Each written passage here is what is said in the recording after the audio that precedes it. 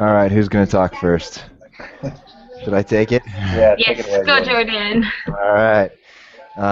So this is Tanya, Catherine, Zach, and Jordan, Module 4, Unit 5, Activity 3. And we're going to talk about Class Dojo, Class Craft, and the last one is Too Noisy Pro. And so let's get started with Class Dojo. Has anyone used Class Dojo? I have I, not. I looked at it. I've made an account and I looked at it like for the assignment, but I've never even seen anyone use it. So I'm pretty unfamiliar with it actually. Okay. Uh, yeah, I was able to check out some of the reviews and stuff online, but beyond that, I haven't been able to actually use it in school. Hmm. Uh, it looked like, from what I could find, that the teachers who are using it seemed pretty hot on it. It got really good reviews. Uh, there's an option called Trend Spotter. Did any of you guys happen to see that? Is that Uh, the is where it tracks the data where like if you see a certain number of kids are having trouble with one particular thing, it notifies you? yeah, exactly. So, for example, if you put like homework, yes or no, on your options there, then you can click if the kid did his homework or didn't do his homework, and then Trend Spotter will kind of give you the big picture. It'll accumulate all the data and make a graph for you. So that seemed Nice. like a pretty nice feature. And then the other part that I thought looked really cool was called Parent Account, and it actually generates automatic emails about the student's behavior. So at Mm. the end of the week on Friday, it sends an email home for you that says, your student got 5 thumbs up and 3 thumbs down this week, or something like that. So, Yeah, that's what I thought it had a leg up on class craft, uh-huh, because there's really not much parent stuff in class craft. It's a uh-huh. little more detailed in other areas, but um, Dojo takes care of the parents for sure. Yeah, yeah. Tanya or Yeah. Catherine? Oh yeah, I was just gonna I say I can't say also that thought I've. yeah, Go the ahead. parent Go ahead, Catherine. oh sorry, just yeah, the option to email parents I thought was the best feature because it must be really hard for teachers if you have like a pretty big classroom or even a medium sized one to like personally email everyone. But that feature, yeah, makes like the communication channels a lot easier to reach. Cool. Yeah. Uh-huh. How about you, Tanya? Well, I have to, like, kind of looking at it from a parent too. I would appreciate communication from the teacher to say, she's doing this, he's doing that, or focus on this, or I think that's kind of good, and I would appreciate to receive something like that. But I don't honestly know that teachers really use these systems. Do you guys think that they do? Because I've never seen it, and I mean, not that I have a long history of teaching, but I mean, I've encountered a number of classrooms and a number of teachers. I've never seen anyone using a tool like this. I think it's pretty new. I mean, definitely Okay. there's lots of old school teachers at NIS who, if you show them this, they would not even know what to make of it. Um, Right. but also, I think it's a lot more common in like elementary classes. I don't know how well it would go over with like Older especially kids. older high school kids, like Yeah, 11th, I 12th hear grade. that too. I hear that too. That, the older kids, like, again, from the parent point of view, the parents are saying, oh, well, by the time he's in 10th or 11th grade, it's for them to get on with it and then do it and do the homework. And I'm not really there to monitor them all the time. And basically, I don't really want to hear it until it's time. And it's not for me to interfere. So, but I do hear that too for the younger kids. There's a lot more communication Mm-hmm. from the teacher. Yeah. But they don't use systems like this. I mean, NIS doesn't use anything like this. There are a couple of teachers who use what's called haiku, my Hmm. haiku class, and it doesn't track behavior, but it's definitely pretty it gets the kids involved outside of school and the parents involved. Like it's the same sort of deal where if you send out an assignment, the parents get the email as well. And they Hmm. use it in the middle school a lot, and it's good. But again, yeah, I would agree with you. I think a lot of it, especially like 11th and 12th graders, would think it's silly or unnecessary. Right, But and I remember I was in a meeting with Mr. Parr not so long ago, our school principal, and he didn't really think that there was a one out there that was so great that we should be using sort of as a blanket, tool for all classes. That was his feedback anyway, when, principals, headmasters take on it. yeah, I think it just depends on the class, really. Okay.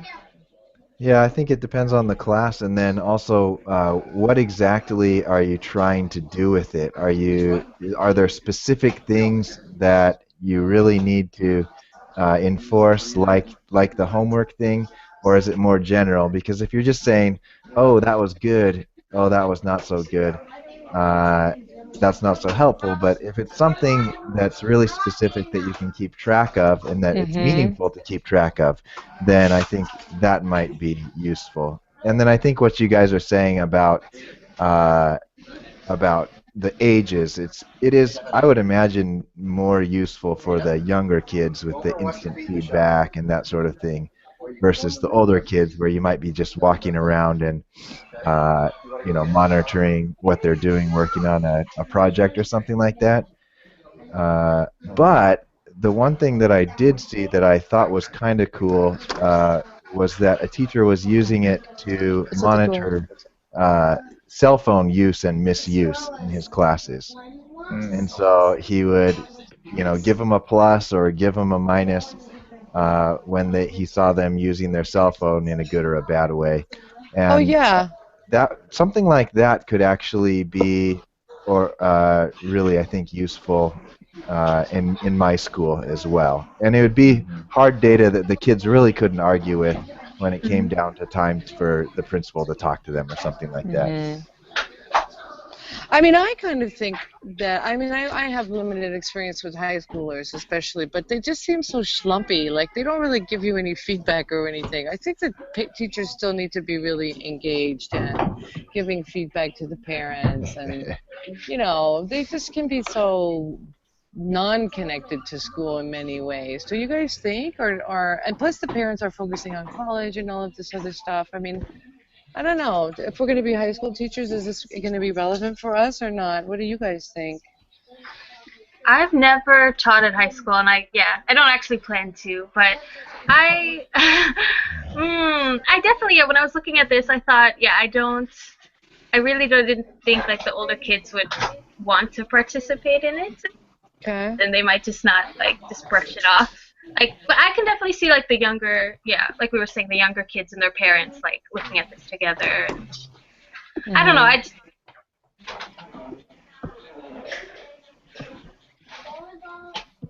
Yeah, I kind of see it as like sort of a glorified color system. Like in elementary classrooms, they'll have like you start the day on green, and then if you're bad, you move down to yellow.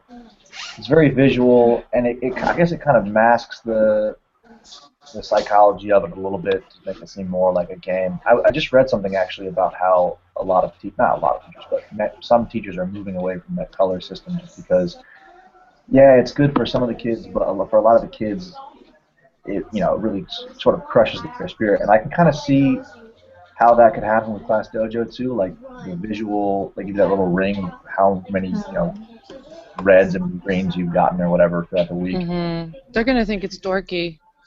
Well, for the high school kids, for sure, but then for the little kids, I think it can be upsetting. Hmm. So Yeah, because it's negative. that's a yeah, good point. Yeah. I like the point that Jordan made, where it's like you could use it for very specific behaviors in the classroom. That I think that would be a much more effective way to use it than this blanket Yeah. system. The one guy who was talking on one of the videos I was watching too says that he doesn't have it up on a big screen or anything like that. It's just the sound that gives the instant feedback, and then of course he can use his own voice and whatnot to praise the kids uh, or remonstrate them if need be. So yeah, I think you definitely have to watch out because if someone's just constantly getting ranked down, then they're Yeah. just gonna that's gonna become their identity even to themselves, and that of course would be not a good thing. So Mm-hmm. uh, the time's ticking, so should we move on Yeah. to class craft? Yeah. Next one. Okay. Yeah. Uh, hasn't Zach? Did you bring this one up, and have you used this one? Yeah, so one of the teachers in the middle school is really into World of Warcraft, and she showed this thing to me, and I was like, it's cool. Like it's definitely I like it better than Class Dojo just because you can use it, uh, with the older kids, and that's who I'm trying to become a teacher for. But it has its shortcomings as well. I mean, it's pretty time consuming. It seems like I was watching some of the videos, and it seemed like it was a pretty, it's like a focal point in the lesson, which is I don't know. I mean, I guess if you are familiar with it and you know how to use it well, and the kids are used to it, then it can work. I still have my misgivings about it, but it is a cool. It's definitely more. Uh, it could be taken more seriously than Class Dojo, I think. Hmm. How about Tanya? Were you able to Yeah. check this one out? I can honestly say I hadn't. We've had power outages, so I don't need to revisit all of that. But it's been an interesting experience out here. But no, I have not looked at that one to answer your question. I couldn't get online. It keeps blowing out, and we've been on a generator on and off for like pretty much ever since we got here. Right on, right on. Yeah. How I'll about give you a But quick Oh, I kind rundown of think then. for You high want- school kids, I kind of think like peer pressure would work more for them rather than, oh, you don't get a smiley face Yeah, on your well, chart. Not to be kind that's of cynical, but actually that's what those younger ones are. Yeah.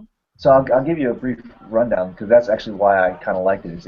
Okay. You create these little avatars that are like I don't know these little different warriors or whatever. It doesn't really matter. It's all aesthetic. But they put you. The Mm. key thing is they put you into teams, right?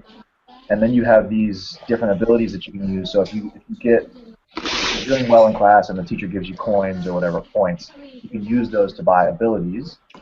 And then so an ability will be like you know uh, what was it? So like you have a health bar. You have like a certain amount of health, and if you lose all your health, there's a consequence. Well, if you have a lot of health, and then somebody on your team has been misbehaving a lot, and they have low health, and they get in trouble again, you can like take the trouble off of them, Mhm. or something like that. There's different variations like that. So it does sort of create this peer pressure, like stop messing our team up, man, like or whatever it is. Uh-huh. And A it group sounds thing. silly, and so there's definitely room for it to really get out of hand and like for kids not to take it seriously. But it's a little bit more advanced than Class Dojo, I guess. mhm. How about Catherine? Yeah. And I actually showed some of my students who had some like free time after class, and like a difficult point I thought was it was just almost impossible to describe how to use it to like ESL students. It was just like visually Mm. it was pretty impressive, but they were just like, it looks like a fun game, but I have no idea what I'm supposed to do with this. So that was a difficult point. Like we're all teaching English, I think, and yeah, it might be a little hard for those To classes. understand it. Yeah, yeah, yeah. Good Mm. point. What Yeah, about you, Jordan? uh, with this one, I did like the fact that it was kind of a game, and then just like Zach was saying, uh, the it kind of creates pressure, or Yeah. it creates kind of like a team mentality, which could be really really good. But I think also, just like Zach was saying, uh, it seems like it would really take a lot of class time just dedicated to that. And so, like, how much class time or teaching time are you really gaining versus like an old way of just telling kids to, sit up straight and, Well, but if you set it take up at the notes. beginning of the year, like you have, like this is how the classroom is going to be run, and you just basically lay down the law and get the system into place early on in the year, would that make a Uh-huh. difference? Yeah, Yeah. I was thinking about it. I was like, because I learned about this in maybe November, so I was like, maybe there's still time to implement it. And then I tried it one day with some sixth graders, just in a small group, and I could tell right away that yeah, you kind of do need to start it from the beginning. But I think if you did, it would be fine. Hmm. And I mean, truthfully, if we're teaching in international schools, I don't know if behavior is really a big issue. Do you guys think it is? I mean, it's not like we're teaching in the United States, let's be honest. I mean, not to stereotype, but I mean, for sure, we're not going to be in an inner city where I mean, if I were teaching in the United States and I was going to be in a place where I thought I might get shot, that would be my real concern, because that's a valid concern now. But we're not in that situation. If we're in an international school where basically kids are really well behaved and really well brought up, do you guys think that a system like this is necessary? That's a valid question, right? Yeah, Mm-hmm. I think the big difference between, say, the schools that most of us are in and the schools in America, or at least one of the big differences, is just the class size, Mhm. and it's just so hard. And then also maybe the diversity, depending on which school in Yeah. America you're comparing it to, because I'm Mhm. sure there are many that could compare to any international school. Mhm. Uh, That's true. yeah, but I think if you're talking about issues of maybe paying attention or addressing some little issue like cell phone use, then it might be great.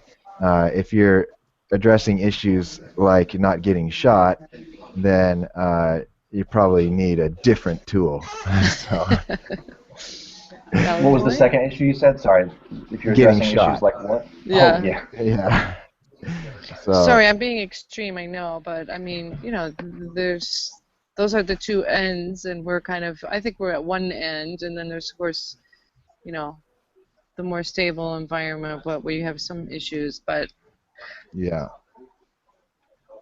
I Yeah. think it would help with at least to keep it in the international school uh, mind frame. Yeah, like you said, I would agree. We're not having kids who have serious behavioral issues, but there are right. kids who are like pretty disaffected. Especially, I mean, you taught Mhm. that group of ninth and tenth graders the other day, and many of them are just, they've had it because they're smart kids. They came from Yeah, a Korean I think that's the school, other problem. Yeah. They're just and like, oh, please, yeah, I'm bored with this. yeah, I'm on my way to a good college, blah, blah, blah. I'm yeah. not even, yeah. Yeah, but the thing is, they're struggling here because their English is poor. So I think Okay. this would be something that might help, like a group of kids like that who are high achievers but are just being held back by language. Like Catherine said, it might be difficult with the younger ones who, really have a basic level. But for the kids who can at Mhm. least converse, I think it would be okay. Yeah. Okay. Well, let's move on to the last one, which is Too Noisy Too Pro. noisy. And I don't know if you guys were able to check out or use this one, but it sounds like it's basically a noise meter with Yeah. an alarm and a little point thing where you can get stars if you're good for more than a minute or 2 minutes, however long the teacher wants it to be. And it will take those stars away if you break the decibel level that is set up there. This is a great one for my daughter, by the way. But it does say there that it's really recommended for elementary, so I don't know if that's something that's going to be good for older kids. I definitely would not try using this one in a high school classroom. Mhm. I think maybe, again, yeah, especially like lower elementary, during a Mhm. certain time or place where they tend Mhm. to get noisy and just need little reminders to quiet down. Mhm. I think of at our school, I think of the lunchroom. It gets really noisy in there. And frankly, I don't really care. And so when it's my lunchroom duty, I just let it get noisy and quiet as the ebb and flow of conversation goes. But other teachers are constantly telling them to get quieter. And so maybe something like this might help in a certain situation like that. Well, and you So, definitely need that management. Definitely for younger kids, you need those classroom management tools to just, 1, 2, 3 eyes on me. You need some kind of system, whatever it's going to yeah, be, right? yeah, Catherine, yeah. you teach the Definitely. youngest kids out of all of us, right? I think. What are your thoughts on it? Mm. Oh, I think your mic is muted.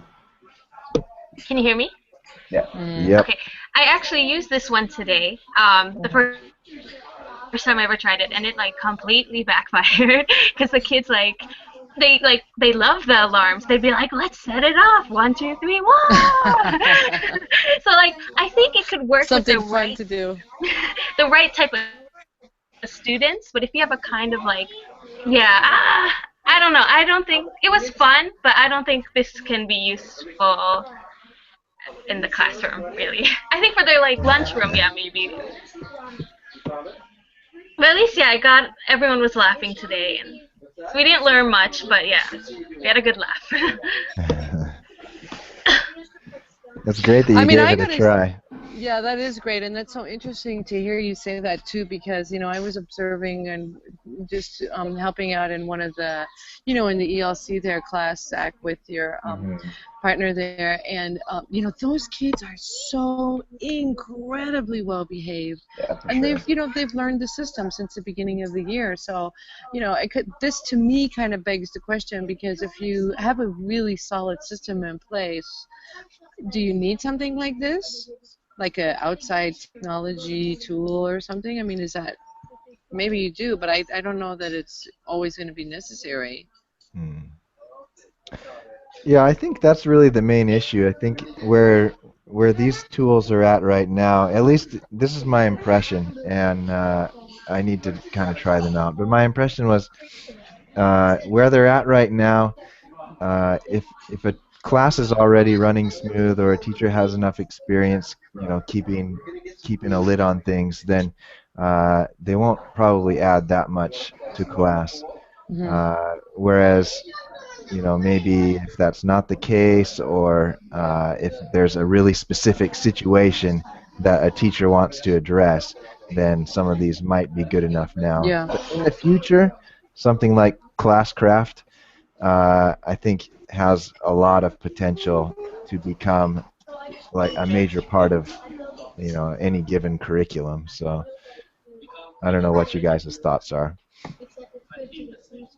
Yeah, I think that's on point, man. I mean, it's a situation where less is more, right? If you have this big cumbersome system that you introduce Mm. when things, like you said, things are already going well, don't Hmm. mess with the winning formula. But yeah, if you have a group of kids who you know are going to just give you a rough go of things from the get go, then yeah, this would be worth giving a try. But other than that, Yeah. How about as a wrap up, if each of us just says one app that we would be open to using either now or in the future, and then why, and then we can probably end the discussion. Does that sound all right, guys? yeah, Hmm. Yeah. Anybody want to give it a start? Start us off?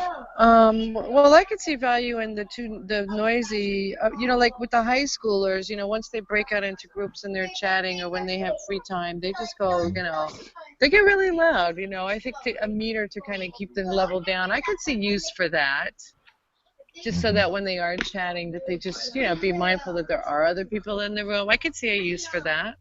Hmm. Nice. Taking a stab at it here. Cool. Thanks, Tanya.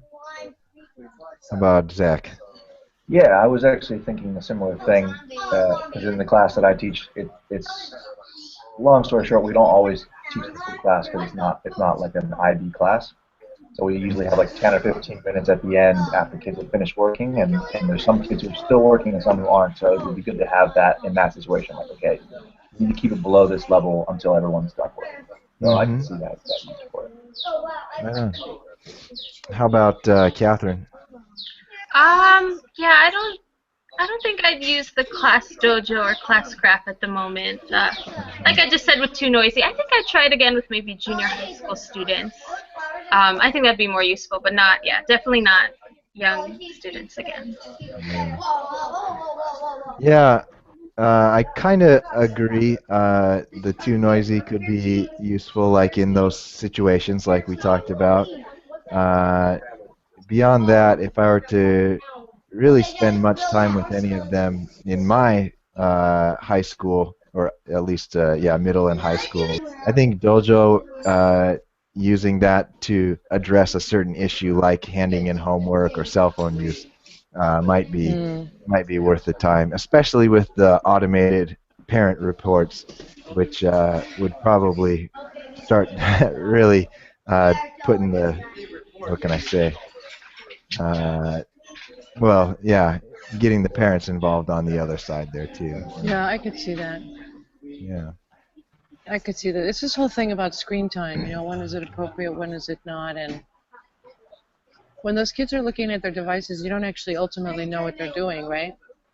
I mean, I Yep. think you think they're taking That's notes, but true. then you get to a point where you say, I don't really know what these kids are doing. They're texting, whatever, Yeah, they're definitely. making whatever. So yeah, I could see value for that. Because I do have to get into the mindset of, yeah, there's time for the screen and there's time for the not. That's really a hard one. Yep. Yep. All right. Anybody got anything else, or should we wrap this one up? No, I think that's about it. So next steps from here, guys. I'm sorry I could not join on Tuesday. The next steps after this meeting. So I think that's actually it. And once I click stop broadcast, it will automatically load it to my YouTube channel. So Okay. in retrospect, it would have made sense to have you do it, Tanya, just because you're the group leader, so you're the one who has to submit it. Okay. But it's fine. Like I'll just send you the link and then you can upload it. Okay. Yeah, I did say to Judith already a few days ago that it has been a bit of a bear, just getting online and this and that. It's been difficult. I guess his power outages this time of the year because it's so hot before the rainy season. So there you go. But I can be online to post that, and then after this, that's it for this exercise, right? I think so, That's yeah. right. Mm-hmm. Yeah. Okay. Cool. All right, I can post that. No problem. Cool. Well, I'll stop the broadcast Thank then, and you. then I'll send you the link in about 10 minutes. Okay. Okay. Wonderful. Thank you, guys. All right, All right. guys. Thank you. See Bye ya. bye.